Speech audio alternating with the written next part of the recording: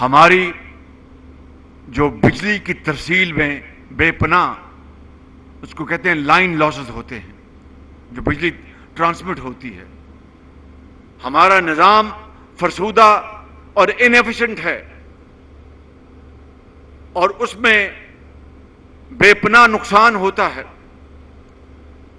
تیسری بات، یہ جو وابڈا اور یہ جو ان کے اہلکار ہیں منسٹری آف پاور کے، جہاں پر آج کے کام لائق تحسین میں اس کی بھی بات کروں گا، وہاں پر مل کر وہ لوگوں سے پیسے بٹورتے ہیں، ایک کا بل دوسرے کو دے دیا، تیسرے کا بل چوتھے کو دے دیا،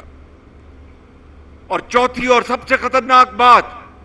کہ بڑے بڑے سرمایہ کار بجلی چوری کرتے ہیں اور مل کر بل جو ہے آدھے پونے داموں میں جناب بل ادا کرتے ہیں۔ یہ کل مجموعہ، یہ تقریباً غور سے سنیے منسٹر صاحب، ذرا غور سے بات سنیں، منسٹر آف پاور ادھر توجہ فرمائیں،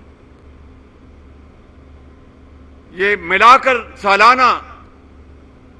400 ساڑھے 400 ارب روپے کا پاکستان کو نقصان ہے۔ اور یہ جو سرکولر ڈیٹ ہے، جس کو کہتے ہیں گردشی قرضہ بجلی کا خالی، یہ 2.5 ٹریلین ہے۔ کتنا ہے بھائی؟ 2.3 2300 ارب روپے